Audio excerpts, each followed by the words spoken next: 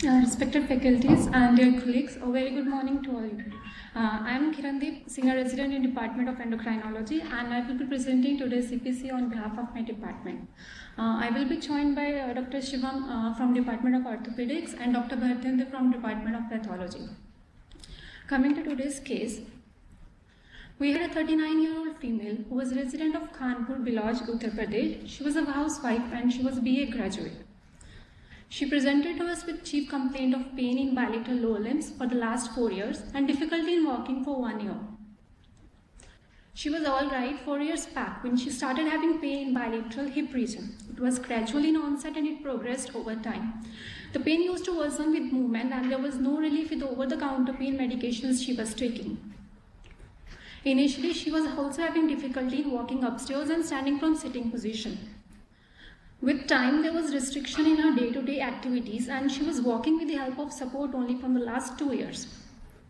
There was no history of pain and weakness in the upper limbs. Few months after the symptom onset in 2017, she consulted a local practitioner at her native place. At that time, routine blood investigations and imaging was done. Though the records are not available, but as per history, she was told about that she has a fracture in right thigh. And also her blood serum calciums, they were quite low. So she was prescribed calcium supplementation and was advised bed rest for the same. She took that treatment for almost 4 to 5 months, but there was no much relief in her symptoms. There was no history of trauma prior to this fracture. 1 year later, in 2018, there was no relief in her symptoms, so she again visited another physician, and during that time she was told that her right thigh fracture has healed, but that time she had sustained 2 other fractures in both the lower limbs. She continued her medical management, which was calcium and vitamin D supplements which were prescribed to her, and she also received injections of zoledronic acid that time, and she continued that injection yearly till 2020. In 2020, she again visited. At that time, she had an excruciating pain in her right mid-thigh and imaging was done which showed a fracture in right femur. She was advised surgery, but she didn't follow that and she visited in Aiims orthopedic OPD in 2020. As this patient has history of multiple fractures for the past 4 years, so workup was done, but she didn't follow later in COVID and she was lost to follow-up. In this year, February 2020, she again visited Aiims Orthopedic Department and she was referred to endo. When she presented to us, she had a complaint of pain in bilateral hip and thigh region, which was there from the last 4 years, and it has progressed to such an extent that she has difficulty in weight bearing and she used to walk with the help of support only from the last 6 months and was mostly bedbound. She was not on any medication for the last 6 months. And the history was reviewed. There was no history of any dental pain or a dental abscess. There was no history of weight gain or striae or easy bruisability or hirsutism. There was no history of chronic diarrhea or weight loss. She didn't give any history of recurrent pain, abdomen, nausea or vomiting. There was no history of pedal edema, facial puffiness or decreased appetite. There was no history of any asthmatic symptoms. She didn't give any history of any intake of steroids or any other chronic medications apart from bisphosphonate, calcium and vitamin D which she used to take. There was no family history of similar complaints in other family members. In past history, she didn't have any history of diabetes mellitus and she was never diagnosed or treated for tuberculosis. There was no past history of any blood transfusion. She is married from the last 20 years and had 2 children. Her menstrual cycles were regular. She is a vegetarian by diet and a non-smoker and non-alcoholic. Her dietary calcium intake that was less than 500 milligram per day and used to be mostly in the form of milk only. But the sunlight exposure to the patient was adequate. On examination, she was conscious, cooperative and oriented to time, place and person. When she came to the OPD, she was walking with support, but she had pain in bilateral lower limbs, so she was walking with limp and had an antalgic gait. On examination, there was no pallor, icterus, cyanosis, clubbing or lymphadenopathy. Oral cavity examination didn't show any caries tooth or any broken tooth. There was no anterior neck swelling, any facial plethora, Wallis's striae or hirsutism. There was no pedal edema or facial puffiness.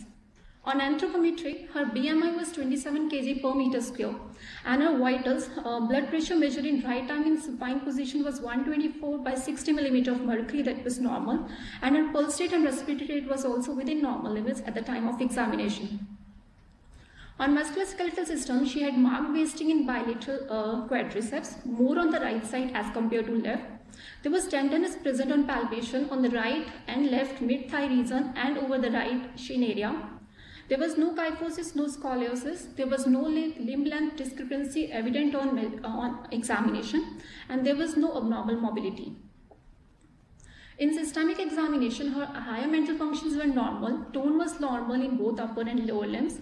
Power measured in upper limbs at the shoulder, elbow, and wrist was 5 by 5 bilaterally, while the power in the lower limb was reduced at the hip. It was 3 by 5 on the right side, 2 by 5 on the left side. At the knee and the ankle, it was normal, 5 by 5 bilaterally. Reflexes were normal and there was no sensory deficit elicitable. In CVS and chest and per abdomen, they were all within normal limits. There was no abnormality detected. So after the history and physical examination, to summarize, we had a 39-year-old female who presented with pain and weakness in the lower limbs with multiple pathological fractures. So there was suggestive of some metabolic bone disorder. So our differentials were kept osteomalacia first because of the marked muscle aches and proximal myopathy. And in that, the first possibility was kept nutritional, vitamin D deficiency or some underlying malabsorption. Second differential was kept endocrine causes like primary hyperparathyroidism, Cushing's, and hyperthyroidism. Renal disorders like CKD and renal tubular disorders, they were kept other differential, and last one we had kept a possibility of oncogenic osteomalacia.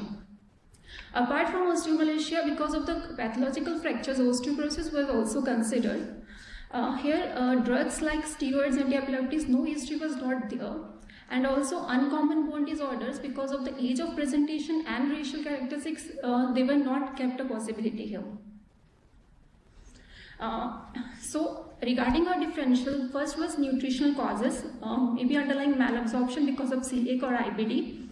They were kept because they are a common cause, and she was taking multiple oral vitamin D and calcium, but there was no relief in her symptoms. But the point against the nutritional cause was there was no history of any chronic diarrhea or weight loss. Second differential was primary hyperparathyroidism, considering the female sex and history of fragility fractures. But there were no symptoms of hypercalcemia in this patient like nausea, vomiting, pain, abdomen, or renal stone. Regarding endocrine causes, Cushing's and hyperthyroidism were considered a possibility, but for Cushing's, she didn't have any history of weight gain, and there was no stria or bruising on examination, and there was no history of menstrual irregularities. Coming to the hyperthyroidism, she also didn't have any history of palpitations or weight loss. Fifth possibility was considered renal tubular acidosis, but there was no history of polyuria or any connective tissue disorder that would suggest the same. Tumor-related osteomalacia was kept lower down because of the age of the onset and considering the severity of the symptoms, but being less common, it was considered lower down. The genetic causes was not considered because the age of the onset was 35 to 36 years of age.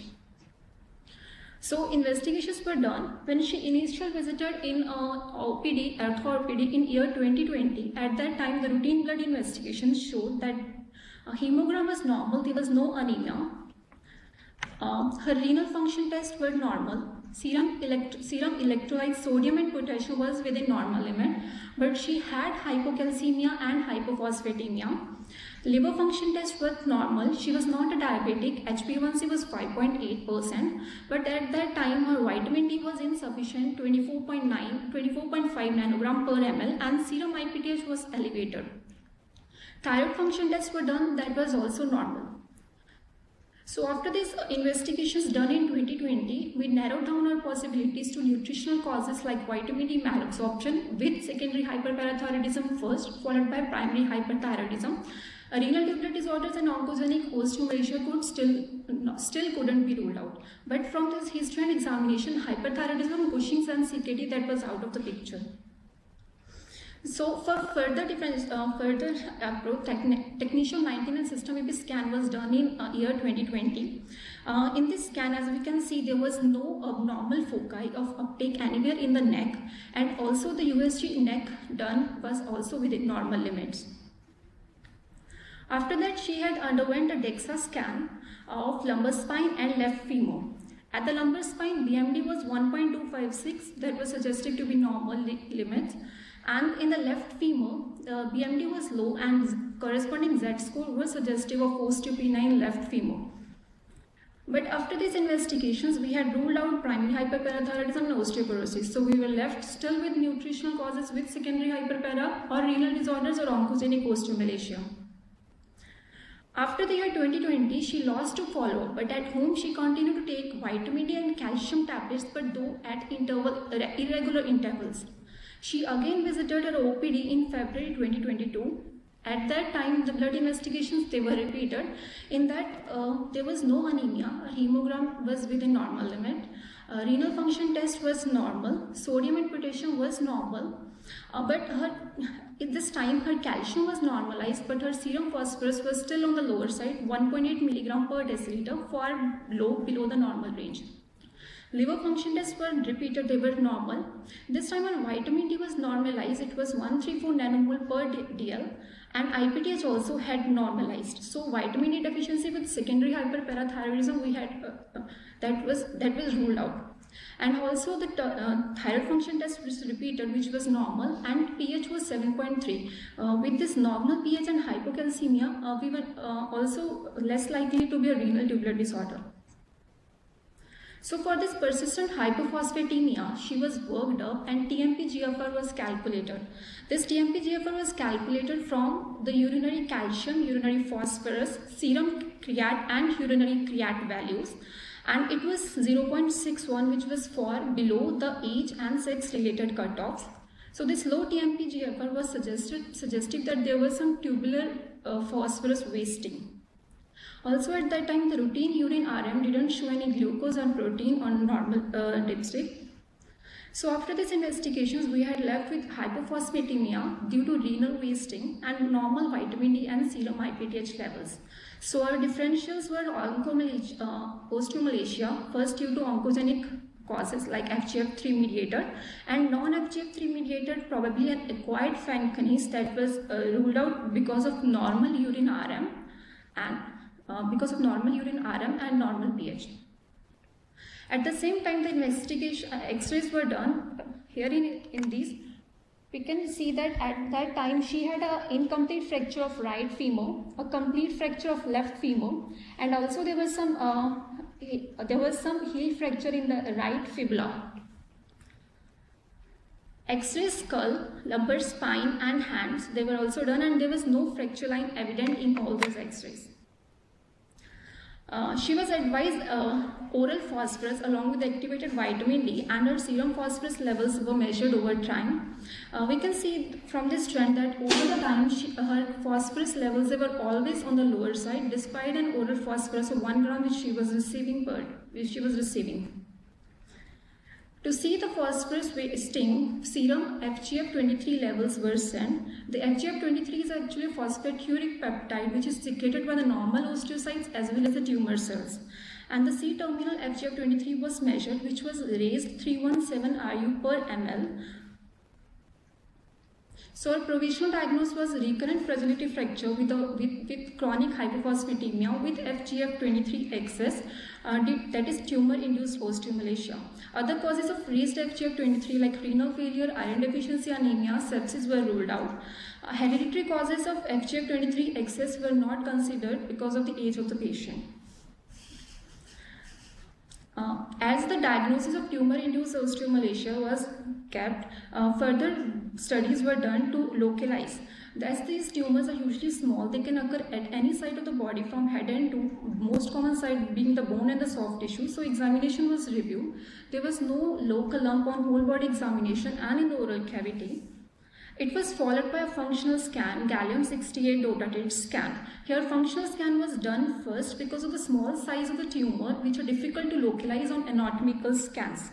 So here in this functional scan we can see that apart from the normal physiological uptake in the kidney and spleen, she had a well localized avid uptake in the left trochanter region.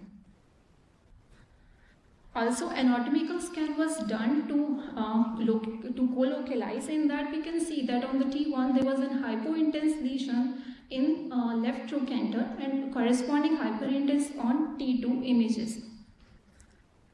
So the final diagnosis was tumor-induced osteomalacia due to FGF23 secreting tumor in left femur trochanter, a phosphaturic mesenchymal tumor. Further management plan was made for surgical resection, and this patient was referred to ortho department for further management. So I would like to request my colleague from ortho department to take us through the surgical management.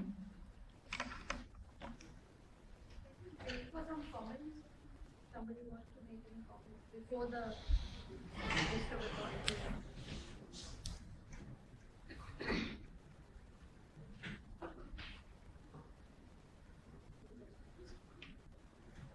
Anyone has any comments on the case so far? Students, residents?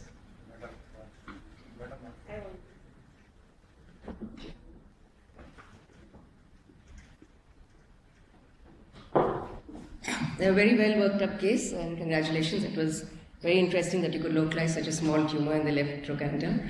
But does osteomalacia cause fractures or just causes bending of bones? Well, this is for the student to answer. To ask her, osteomalacia, does it cause? And then another thing, you talked about bone scan, and you said bone scan was done for the spine and the left trochanter and left femur. Why not the entire body bone scan? Yes, ma'am. First question, like osteomalacia most usually present with the bone pains only, but severe osteomalacia can present with fractures in adults also. And the second, regarding the DEXA, it was done over the two sides. Usually we do three sides, that is a femur, bilateral femur, vertebra, and the distal radius. But here it was radius was not done because that usually is not that side which is chosen by the facility which we were referring to the patient. And the right femur probably was not done, maybe because they were suspecting some fracture at that side. That could lead to a false elevation in the BMD scores. So probably that was not done. Yes, sir. Normally, what happens in DEXA is the region of interest chosen is usually left femur, spine, and left forearm. That is arbitrarily taken, and it is taken so that there is a uniformity when you compare DEXAs of the same system. So unless the treating physician specifies, they will then only change the region of interest to the opposite side. So in this case, it was not here; it was elsewhere. So they did it like a routine. Left femur, spine, and forearm was not done because they don't routinely do forearm.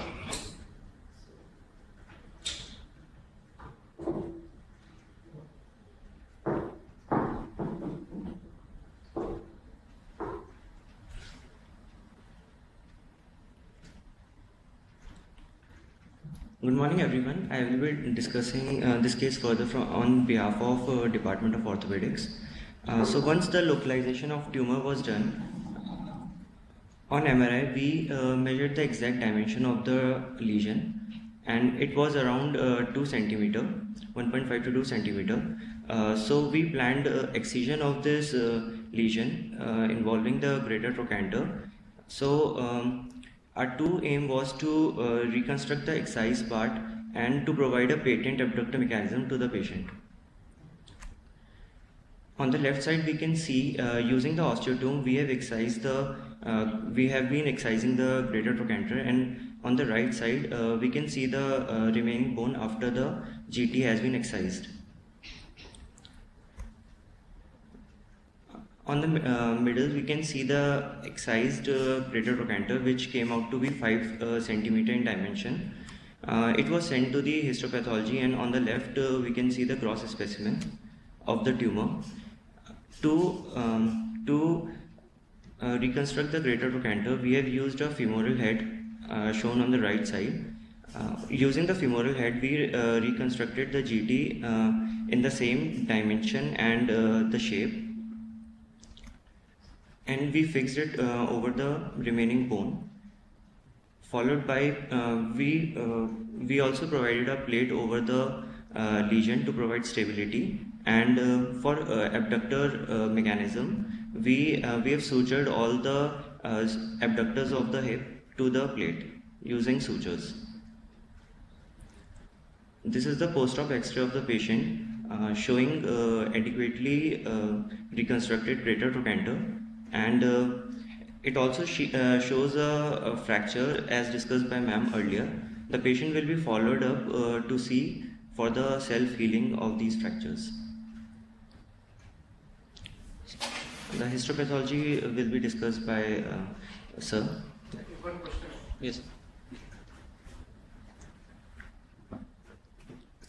I want to know what in the radiology whether this tumor was considered as a benign tumor or not, because in the T2 hyperintense it is showing a lot of water, means more vascular tumor was there. What was the radiological inference? And it was quite circumscribed. So, what was the inference radiologically? It was reported to be a benign tumor. Okay, okay.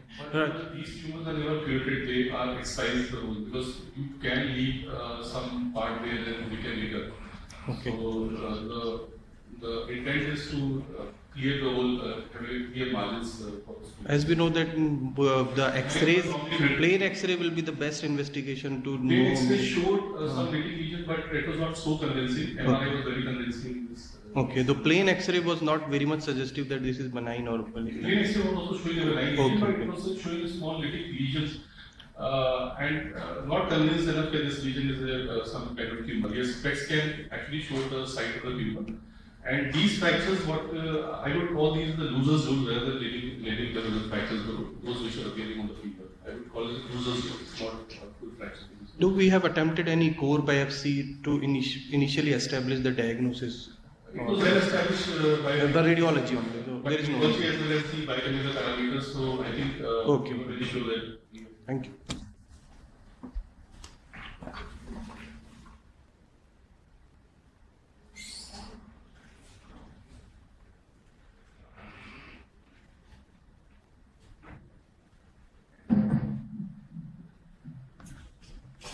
Good morning, everyone. Mr. Dr. Bhartendra, Junior Resident from Department of Pathology and Lab Medicine. I will discuss the histopathological finding of this case. Grossly, we had received 5 into 3 into 2 centimeter bony mass. We don't have the cut section image as all of the specimen had been processed. Though the cut section shows the fat elements along with the areas of hemorrhage. About the microscopy findings, this is the low magnification image. Here we can see these bony trabeculae along with this bland spindle cell proliferations having the rich network of vascular areas. The vessels are thin-walled, dilated, and the branched, showing the characteristic staghorn pattern. And also the matrix appears smudgy kind, and we can also see the adipose tissue elements along with the focal calcified areas. Going on the higher magnification, we can see this a bland monotonous type of the spindle cells having these dilated vessels containing RBCs, and the same thing the adipocytes along with the focal calcified areas.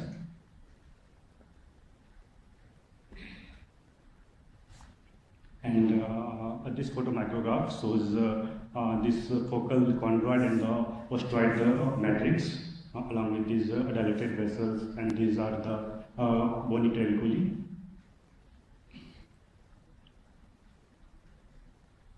This photomicrographs is characteristically showing this grungy or the dirty kind of calcifications, and you can also appreciate here these bland spindle cells along with these dilated blood vessels.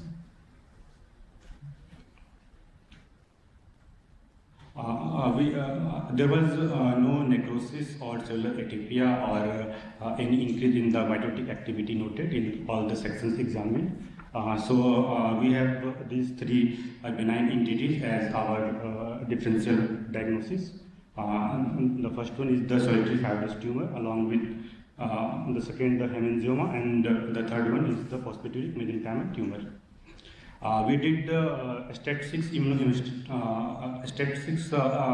immunohistochemistry for solitary fibrous tumor, which is one of the most specific and sensitive marker, and which came negative.